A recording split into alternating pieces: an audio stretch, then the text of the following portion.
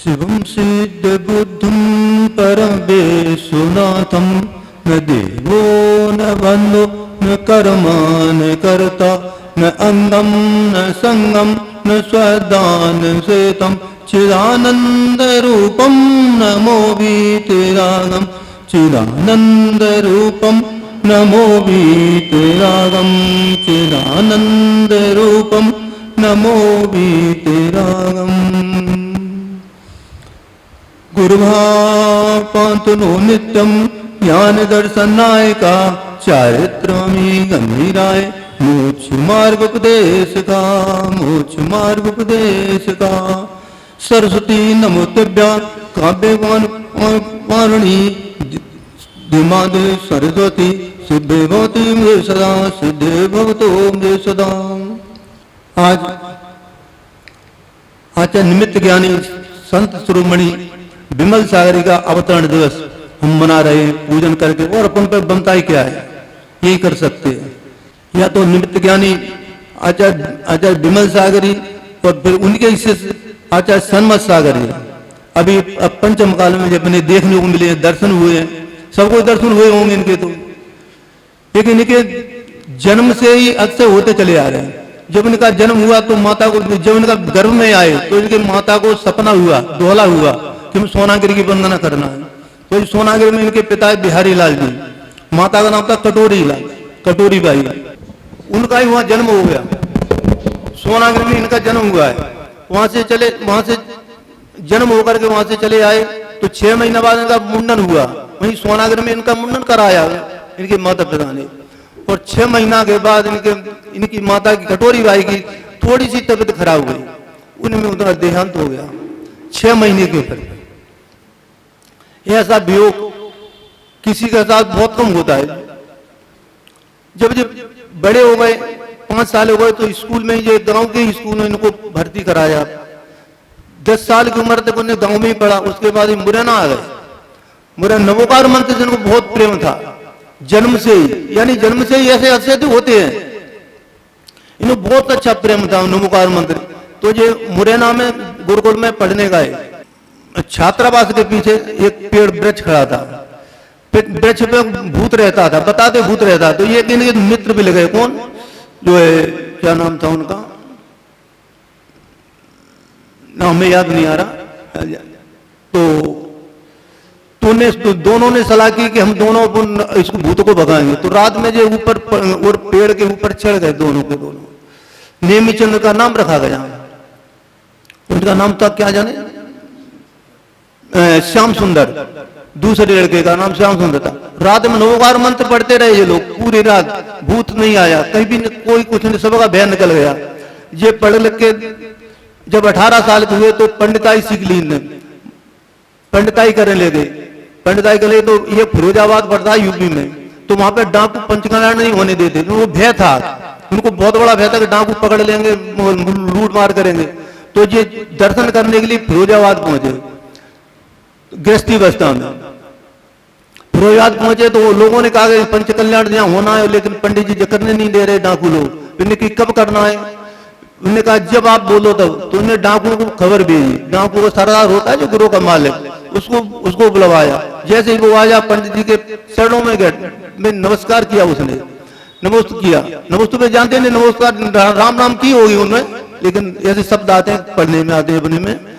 तो उनने कहा, बोला पंडित जी कैसे मुझे बुलाया? तो उनने कहा कि हमें पंचकल्याण करना, झंडा रोपण आपको ही करना होगा, और पूरी सुरक्षा समाज की जितने भी यात्री यहाँ सबकी सुरक्षा आपको ही करना होगी। उस नतमस्तक हो गया, उनने पूरा, उस सरदार ने पूरा उस जवाबदारी से पंचकल्याण कराया। ऐसे ऐसे उनके जीवन में हुए। मुनि बनने के पहले ऐसे हुए। एक दिन एक बार खाना बना रहे थे, माता खत्म हो गई, पिता भी खत्म हो गए, 12 साल की उम्र में पिता भी खत्म हो गए, बिहारी लाल जी।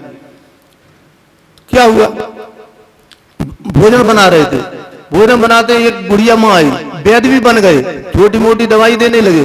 किसके? नवोकार मंत्र के याद आते, कुछ भी हाथ को उठा के दे सब अच्छा हो जाता था। तो एक बुढ़िया माँ आई, उसके बेटे के पेट में दर्द था, बुखार भी था उसको। तुम बोली बेजी दवाई दे दो, मेरे को औषधि दे दो। तो तो बेजी रोटी पर भोजन बना रहे थे, लकड़ी की नहीं थी, बरसात के दिन थे। तो क्या हुआ, आंखों में आंसू रहे थे। वो चूल्हा फूंकते नहीं, आपने फूंका नहीं होगा तो बूढ़ी अम्मा को पूछो, इनको पूछो, इन लोगों को पूछो। तो चूल्हा फूंक रहे थे, आंखों में आंसू रहे थे। वो बार बार गए, बेजी दवाई दे दो, औषधि दे दो। मैंने गुस्सा आ जाए, चूल्हे में से राख उठा करके और पुड़िया बना के दे दी, कारू से करके दे दी। वो लेके गई, पानी में घोल कर कटोरी में पिला दिया उस बालक को। 10 मिनट में उसका बुखार हो गया, पेट का दर्द बंद हो गया। वो बुढ़िया फिर आई लौट के कि बेटी अब पहले ही आप दवाई दे देते तो हमारे इतना बच्चा इतना बिलखता क्यों। ऐसे उनके अच्छे हुए। एक बार जो दृष्टि उन्होंने साइकिल से मुरैना से साइकिल से कहाँ गए, समय शिखर जा रहे थे, साइकिल से ही जंगल पड़ा, रास्ते में साइकिल पंचर हो गई इनकी। साइकिल पंचर हो गई तो इन्हें देख, अब वहां कोई नहीं, इधर उधर कोई गांव नहीं, बैठ के नौकार पढ़ने लगे। पढ़ते पढ़ते नौकार 10-5 दिन पढ़ा हुआ, जो भी देर पढ़ा होगा, इतना लिखा नहीं, मैंने पढ़ा नहीं इतना। तो 2 आदमी आए, उन्हें की पंडित जी साइकिल आपकी खराब हो गई, पंचर हो गई। हाँ पंचर तो हो गई। आंखें खोली, देखा 2 आदमी को। तो क्या हुआ कि मैंने की पिंचर जोड़ दे, हम तो जोड़ दो पिंचर उन्हें 2 आदमी ने जोड़ दी। कि आप रहते कहाँ? उन्हें पूछा कि रहते कहाँ, कि वो इशारा करके वो सर रहते हम, वो झोपड़ी रहती है जंगलों में।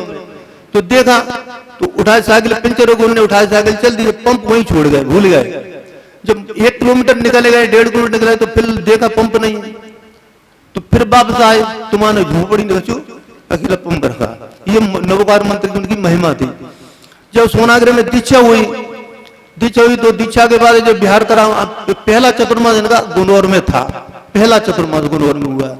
तो स्वाध्याय कर रहे थे, इतने भी एक किसान आया, पन्ना जिला में पड़ता है गुनौर, जो जहाँ हीरा में निकलते, पन्ना जिला बोलते हैं, जो बुंदेलखंड में आता है, छतरपुर के पास है। तो वहां पे जी चतुर्मास में स्वाध्याय कर रहे थे, किसान आया, बाबा मेरी भैंसें खो गई, भैंसे बताओ, भैंसा का पता 2 दिन हो गए, भैंसे नहीं मिल रही, मैं तो गरीब आदमी मर जाऊंगा।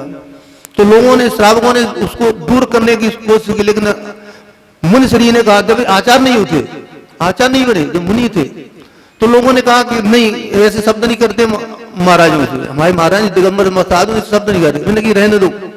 उनको पूरी बात पूछी उसको, उनकी भैंसे तेरी मिल जाएंगी, तो तू क्या करेगा? तो बोला जो आप कहोगे वो करेंगे, मरता क्या नहीं करता, कहावत माती मरता क्या नहीं करता। तो उन्होंने कहा कि जो करेगा हाँ करेगा। तो उन्हें बोले पूर्व की दिशा में चला जा, तालाब, वहां भैंसे तेरी मिल जाएंगी। वो गया, वो भैंसे उसकी मिल गई। अब वो आया दौड़ के, भैंस बांध करके घर में आया। उसने पूछा, महाराज जी से पूछा कि महाराज क्या करना? उन्होंने कहा सत्य व्यसन का त्याग करना है तेरे, कुछ नहीं करना। तो उसने पूरे परिवार का ही सत्य व्यसन का त्याग करवा दिया, कोई उसके नहीं। आज भी मैंने, मेरी तो फिर बाद में गृहस्थी जीवन में मेरी रिश्तेदारी हो गई वहां पे रिलेशन में, तो भी मैं भी उससे मिला, लेकिन उसके पूरे परिवार में कोई सत्य नहीं, कोई प्याज भी नहीं उसके यहाँ खाई जाती। आज की तारीख इतना मानते हैं उनके बारे में। तो कहाँ जाए तो बहुत कुछ है। एक बार क्या हुआ, असाध रोगी मिल गया कोई, उसके सूजन थी पूरे शरीर में, मरने की सोच रहा था, वेदना हो रही थी उसको। तो बिहार में चल रहा था, वो अचानक ही मिल गया। उसके दिन अच्छे आने को हो गए, मिल गया, संयोग ऐसे मिल जाते हैं। क्या हुआ? तो उसने कहा बाबा हम बहुत परेशान है, हमको ऐसी कोई जड़ी बूटी दे दो, आप आपका नाम सुना है तो हमारे प्राण चले जाए, हम मर जाए, हमको अच्छा है, जीना नहीं है। अच्छा अभी तो आचार्य श्री बोले, जब आचार हो गए तो बोले कि आपको अभी तेरे को बहुत जीना है, एक काम कर, तू नवोकार मंत्र पढ़े लगा, नहीं पढ़ पाएंगे तो ओम ह्रीं नमः की जाप देने लगे। तूने हाँ की देने, लेकिन तो साधना बहुत कठिन करना पड़ेगी। कि तू एक काम कर, जहाँ बामी मिल जाए वहीं पे तू हाथ डालना, बामी में हाथ अपना डाल देना।